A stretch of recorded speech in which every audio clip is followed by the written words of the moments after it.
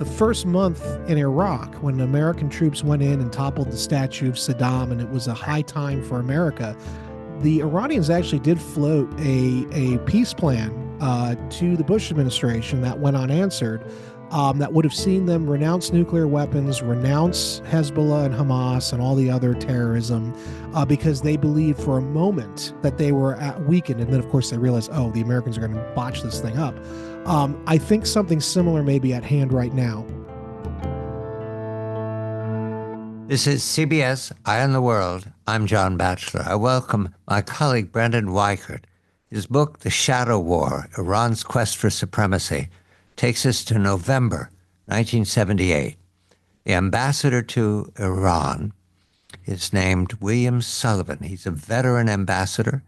He also has entangled himself through his career with black operations. He knows and he understands how the U.S. can use its foreign policy, both above board and below board, to achieve ends for the people of the land. He's in Iran. He writes a memo called Thinking the Unthinkable. That memo eventually comes to the attention of the President of the United States, Jimmy Carter. I welcome Brandon to take us to that moment, Thinking the Unthinkable, why the ambassador wrote it, and what Mr. Carter made of it the first time and then the second time. Brandon, congratulations. Good evening. This is a detail that very much illustrates how the U.S. has been deeply involved in Iran's fate, at least since the middle of the 20th century, if not before. What was in that memo? What did Mr. Carter think? What happened? Good evening to you. Good evening, John, and thank you for having me. William Sullivan is one of those forgotten characters in the sordid saga that was the Iranian Revolution. Basically, Sullivan was looking around and he was watching the Shah of Iran, who was old at that point. He was sickly. His wife was basically running a lot of the sort of functions of state. And the Shah was experiencing real pushback at the at the level of the people, where they didn't like some of what he was doing. And the religious clerics certainly didn't like what he was doing in terms of modernization and whatnot. And Sullivan started thinking, well, maybe we should get rid of this guy. Remember, the Shah was our client in the Middle East for decades. We helped put him in power. He was the bulwark, and he would often tell people this, that he is the only thing standing between the U.S. and Soviet communism reaching the Middle East was the Iranian government under the Shah. And he was weakening. And Sullivan saw that, and he wrote this memo, Thinking the Unthinkable. Well, the unthinkable is we should start thinking about a post-Shah Iran and what that means and what that would look like.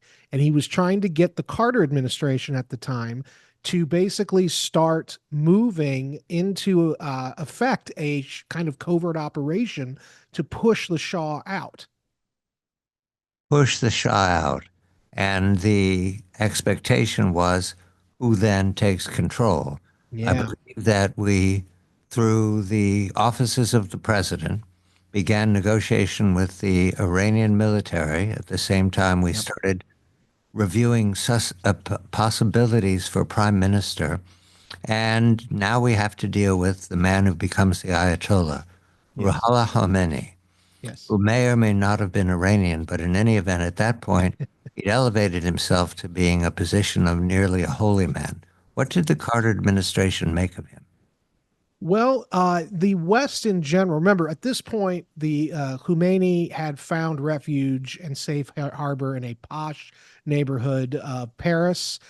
He was being, treated like he was this great holy man by the Western establishment. The French, I think, had intentions on basically replacing the Shah with him to kind of kick the British back a little bit in terms of having control and access to the Iranian resources. But ultimately, the Jimmy Carter, as I show in the book, President Carter started exchanging letters with Khomeini while he was, or his people at least, while he was in exile. And the idea was, and this sort of came from William Sullivan, the idea was basically Khomeini has this huge following in Iran. His voice is heard all the time over the loudspeakers in the mosques throughout Iran. He's obviously very popular.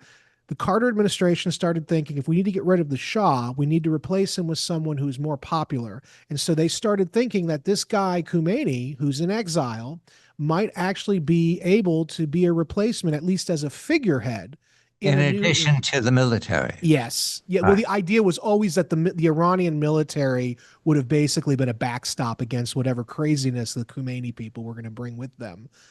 It was actually very similar to what I think the Obama administration was anticipating in doing with Egypt during the Arab Spring when they pushed the president of Egypt at the time out, Mubarak.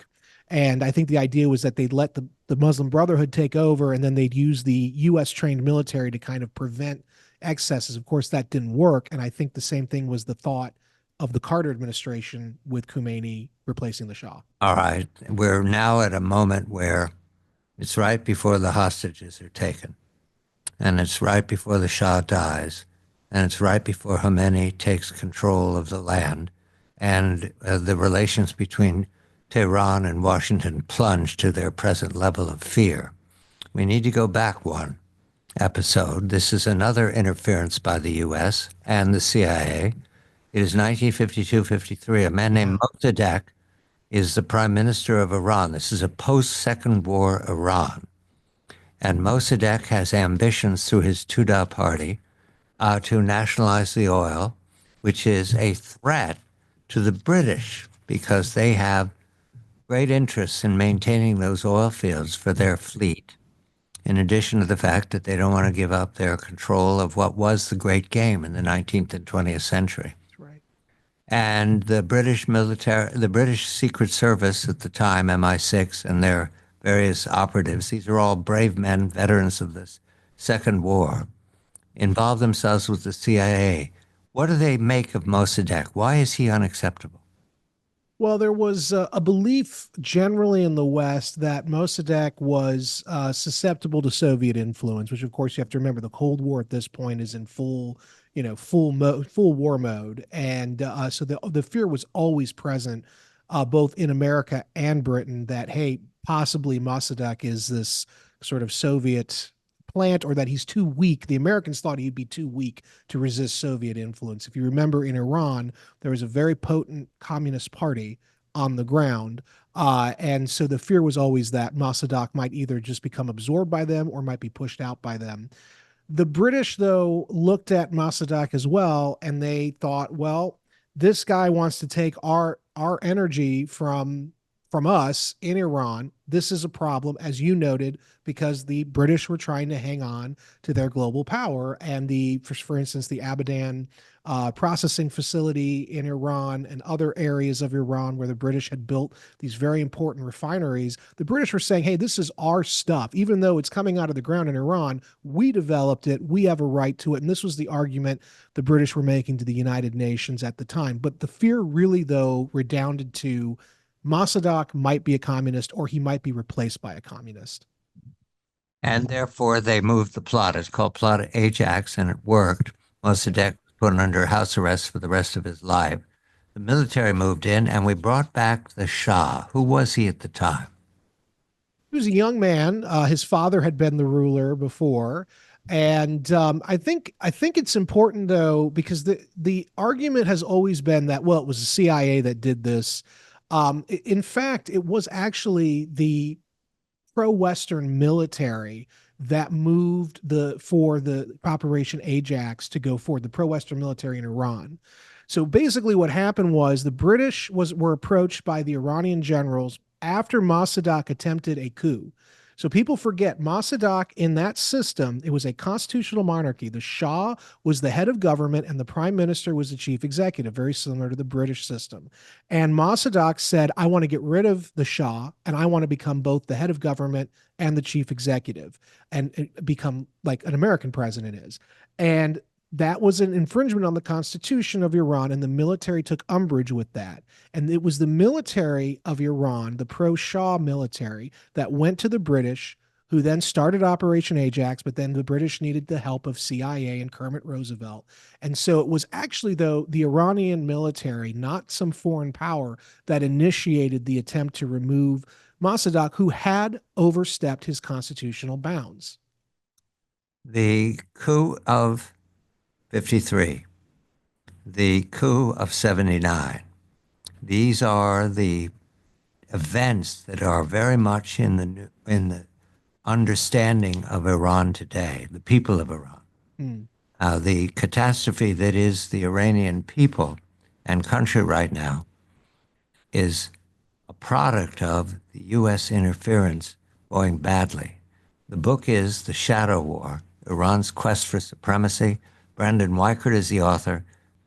This is a land that was once called Persia, my mother's people, Persians. It is very old, so old that in 1971, the Shah held a party at the ruins of Persepolis, 2500th anniversary, celebrating Iran. That's old. And there is reason to believe that the Shah was thinking about maintaining control over his country indefinitely, but he became ill. And the Shah's death triggered a cascade of events in late 79, one of which was the taking of American hostages. Your measure, Brendan, because that's when Iran crashed into American news cycle and stayed there for over 400 days, 444, I think. Mhm. At that point, Iran's grievances were many. Did the American people understand? Were they educated by what remained of the Carter administration? And was there candor about why it was that the Iranian people were so angry? No, I don't think many Americans understood. Remember, we're coming over at this point in American history. We're coming out of Vietnam. We're coming out of Watergate, a very tumultuous time. And so I really don't think most Americans had a full grasp of what was going on. And furthermore, I don't really think the Carter administration fully understood what was going on. Remember, they were looking at Iran and saying, well, the Shah's got to go. And they were reaching out to people like Khomeini to be the replacement. And of course, that was a poison pill to swallow. And so I don't think any of them fully understood what was going on. They just knew the people of America just saw the hostages being taken, but they didn't understand the context. Now, events tumble. November 78, Sullivan writes the memo thinking the unthinkable. November 79, Mhm. hostages. In between is a major, major turn. Saddam Hussein attacks September 22nd, 1980. What is the reasoning he used at the time? What did he expect by attacking Iran, a revolutionary Iran where there was disorder everywhere?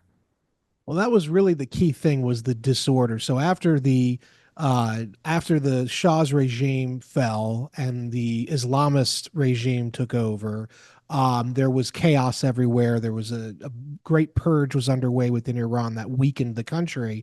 And so Saddam, looking around, thought this is a time for me to exploit the weakness of my neighbor. Saddam Hussein also was ideologically a Baathist, and that's sort of like an Arab socialist, very not an Islamist. He's very much not a believer, and he's very much threatened by sort of the religiosity of neighboring Iran, the Khomeini's new regime there. And so they thought that now was the time to take out the Iranians and absorb as much as they could into Iraq. They also wanted control of the Shat El Arab waterway, which was a natural source of conflict because it constituted the cultural line between Persians and Arabs. And Saddam wanted to take that because that was a key waterway for oil transit. And so basically, Saddam was looking at this from a purely geopolitical and geostrategic viewpoint, saying, my neighbors in Iran are weak. I don't want that regime to get stronger because they're very Islamist, and I don't like the Islamists. So I'm going to use this as an opportunity to push into Iran rather, with the Iraqi army. The war goes on for 10 years. 10 It years. Yep. turns into the War of the Cities, throwing Hmm. crude missiles, I believe they were Scuds, Yep. at each other. And the U.S. stands off from all of this. But there is something we must consider in those 10 years, the Carter Doctrine. What was that, Brandon? Yeah. So it's one of Jimmy Carter's poisonous legacies that we don't really remember. In fact, I would have thought somebody would have brought it up when he died, but they didn't, given how impactful it's been for U.S. foreign policy, not in a good way. Basically, excuse me, basically, the Carter Doctrine is Jimmy Carter said that any attack on the Persian Gulf would constitute as an attack on America. That was basically what it said. And that really committed us to having an increase in our military operations and our foreign policy obsession with the Middle East that has defined much of my life as an American, and not for the better, not for the better. And it really, it was very short sighted. The Carter Doctrine had an edition called the Reagan Corollary. What was that called? Well, basically, it was an extension of that, and it basically said that the Americans would intervene to prevent the the destabilization of the Middle East, which of course the Middle East is always unstable. So I don't. We get to the tanker war of the 1970s. We get to of the 1980s. We get to conflict, missile conflict, ship conflict in the Persian Gulf, in the Arabian Gulf. All of this at a time when the U.S. was convinced that there was peak oil and we had to guard the oil fields we depended upon. That's no longer successful.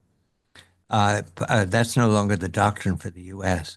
And as we turn the page into the 1990s, with the Soviets falling, with the end of the war in Afghanistan as the Soviets retreated, and Gorbachev and Yeltsin coming in, Iran is a quiet revolutionary nation at this time. Can we say in the year 2000, 2001, Iran is determined that America is the enemy? Is that correct? Yeah, no, I think that the Iranian regime after 1979 viewed America as an enemy of their state. Remember, every day for 40 plus years, the Iranians chant death to America, death to Israel during, what is it, Friday prayers. So this is a regime that has not viewed us favorably for many decades. I'm with Brandon Weichert, the author of the new book, The Shadow War. I'm John Batchelor, Iran's Quest for Supremacy. The 1990s bring a new president and a new view of Iran. This is Bill Clinton and the Clinton administration, followed by George Bush and the Bush administration.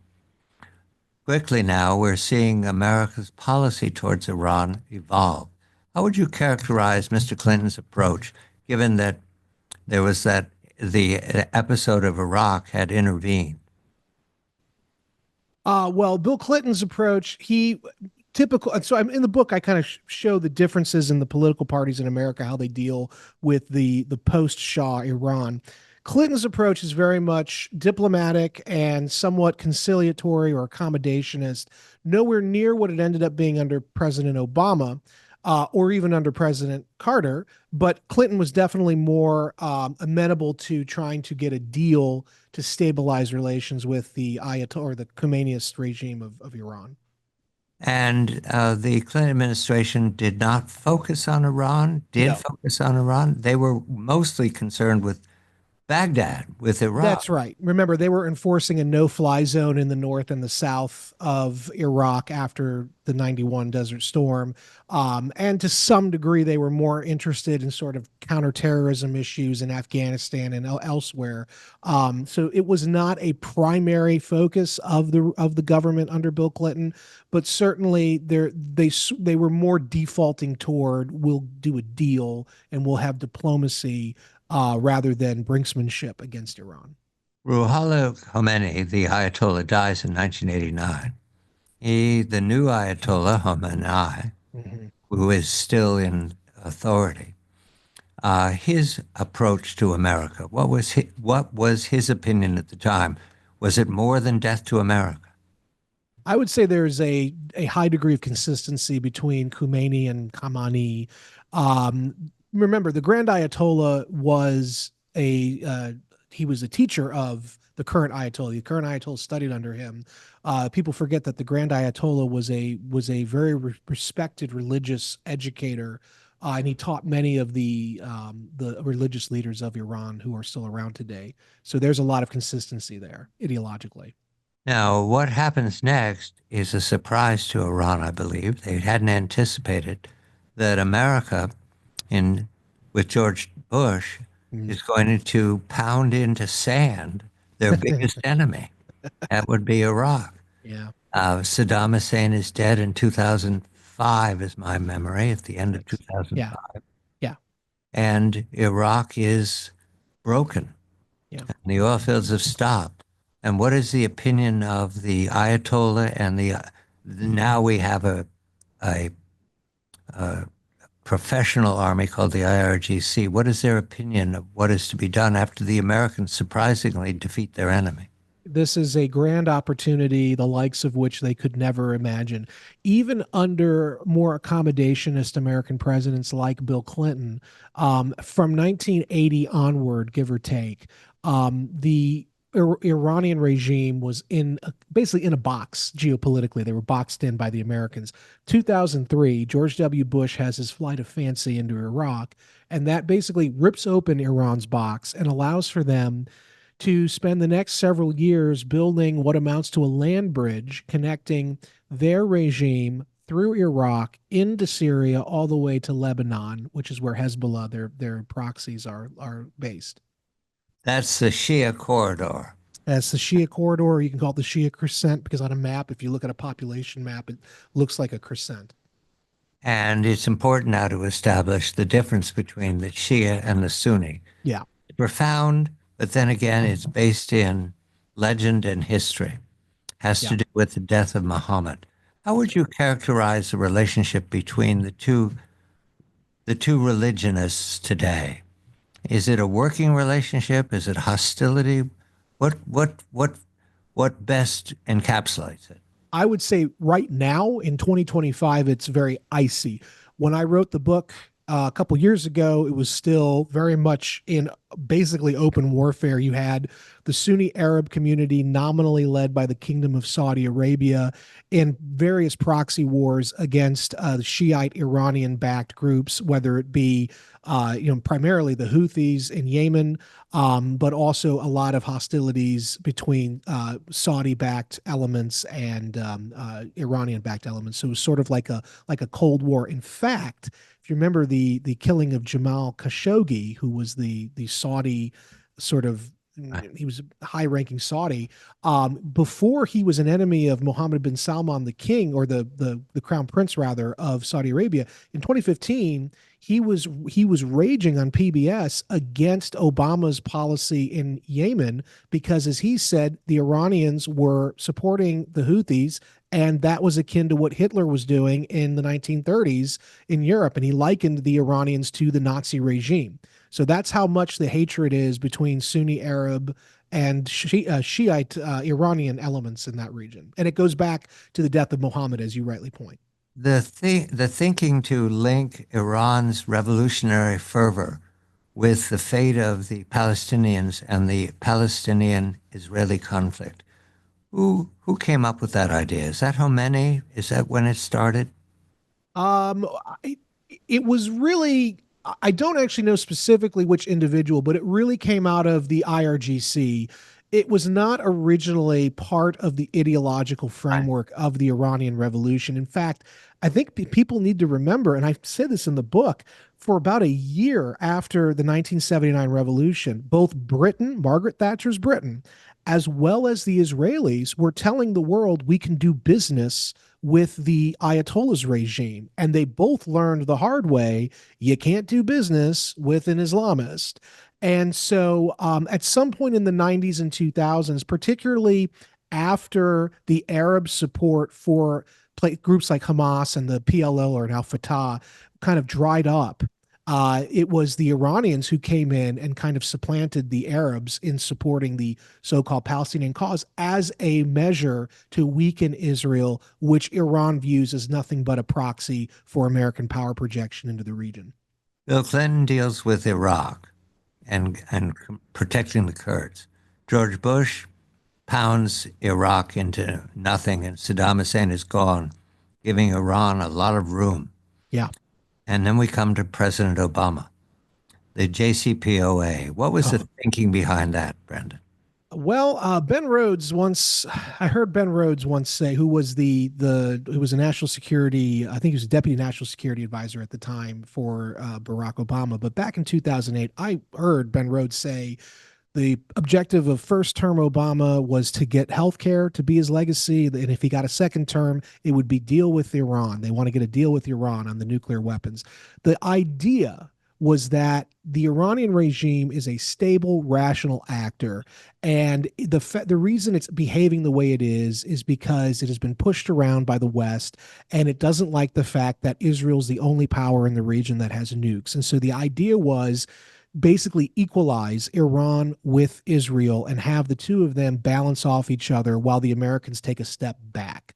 And on paper, that may sound like the most brilliant thing, but in practice, you're dealing with a regime in Iran that is not a stable actor. And so the idea of the JCPOA was to basically equalize Iran with Israel to create a new balance of power in the region that would stabilize the region. But that is not what will happen. And we've already seen Iran is one of the greatest purveyors of destabilization throughout the region, even without a nuclear weapons arsenal. Nuclear weapons, the suspect nuclear weapons program of Iraq. You very correctly identify the beginning of this is the Shah Yeah. and Atoms for Peace. What happened? Well, basically, back in the Eisenhower administration, they remember President Eisenhower was doing a bunch of stuff to try to compete with the Soviets at sort of the soft power level. So basically, we were funding dam projects in Afghanistan before the Soviets could build dams there. We were funding, other humanitarian aid programs in Egypt and throughout the Middle East to try to prevent the Soviets from gaining access to the region through humanitarianism. And Atoms for Peace was not about spreading nuclear weapons. It was about saying, hey, nuclear energy could be the wave of the future, and we're willing to share with you civilian nuclear technology so that you can become a modern country. And the Shah was very much interested in becoming making Iran a modern power, not reliant on fossil fuel, even though they were one of the largest producers of it. But of course, any nuclear technology is dual use. So what can be used for generation of nuclear power could very easily be tweaked by scientists to be made into a nuclear weapon. So what we have is the beginnings of nuclear power in Iran, and Yeah. that comes in the 21st century, the suspect nuclear weapons program. Iran is a signatory of the Non-Proliferation Treaty of the UN, which is ostensibly the reason that the IAEA of the United Nations watches it so carefully and is frustrated, and why Israel and the United States are most concerned about that program. A, a detail here. Israel, as you say, had looked to deal with the Iranian regime. What went wrong? Where did the relationship break down? Well, it started to break down around 1982, 1983. I argue in the book, though, the very earliest growing pangs of the Islamist regime in Iran, among the first victims of Khomeini when he was restored to, when he became the power of Iran, were the Jewish community in Iran. And I talk about a guy named, I believe it was Habib Al-Kanian, who was a very prominent Iranian Jewish businessman. He was from a long line of Iranian Jews, had never even been to Israel, but Khomeini wanted to basically make an example of this guy who had a lot of money. He was a very respected businessman in Iran, and he basically had this guy arrested, tortured, and killed, executed publicly, and they trumped up charges saying that he was an Israeli spy. So that was one of the earliest victims of the Islamic regime in Iran. And so I often liken what Israel was saying in the early 80s about how they can do business with Iran, very similar to what the Americans have said about other Islamist groups that, hey, these are not bad Islamists. There's a good Islamist. No, there's not a good Islamist. The Islamists want to kill Jews. They want to kill unbelievers. They want to go after the West. And so I think Israel simply made the same mistake that every Western government makes when it comes to dealing with Islamists, which is that there's a good Islamist out there somewhere, but there is not. The book is The Shadow War, Iran's Quest for Supremacy. Brandon Weichert is the author. We come up to date. Having started in the 20th century, we look right now at The JCPOA, again suspended by the Trump administration, was in the first term, now is in the second term. In between, Mr. Biden is of note because he was looking to reawaken the JCPOA, make it stronger. The suspect nuclear weapons program, however, is only part of the arsenal that Iran now presents to the world. They are also manufacturing drones that Russia's buying and missiles that Russia's buying. They've become an armorer for the Middle East. And the policy today is hostile towards Israel, towards the United States, possibly even towards the whole neighborhood. What is Iran's ambition? You say supremacy. They they have the surrogates of the Houthis operating in Yemen at war with the Saudis, war with the Israelis. They have Hamas operating in Gaza, war with the Israelis. And they have Hezbollah in Lebanon. They also have what you'd have to say representatives throughout Syria, now a failed state with Assad fled. What is their vision? Where are they going? Well, the idea is to become the great empire of the region, to basically prove to the world that Shia Islam, specifically the 12er version of Shia Islam, which is a very specific belief set that really a lot of the elites of the religious elite of Iran believe in, that is the superior religion or ideology, and they want to basically dominate the region. And from there, they want to be able to use that as a base to dominate the world. Now, I don't think they'll ever be able to get to that level, but that is the thinking here. And there's also among some of the elite there this idea of freeing the Mahdi from the well. There's a whole religious eschatology involved here. But for the most part, it is truly basically subordinate the Sunni Arabs to the righteous rule of the Shiites, and then crush the Israelis, who are both unbelievers and agents of the American imperialists, and get the American imperialists out of the Middle East. You turn this book in before the attack on Israel or during? Oh, well before this, I thought so. the book was finished in, I want to say I sent one of the copies to before it was sent in. I sent one of the copies to my friend in April of 2022, and then in middle of May, I sent the final copy to the publisher. So May of 2022 was when the We're book coming came. up to date. That's why I wanted to make sure you Yeah. understood. What Brandon has done is completely carefully made a case for what we could now call Intifada 3, the awakening, the attack on October 7th, 2023. He warns again and again in the early chapters, it's going to come again. Here it comes.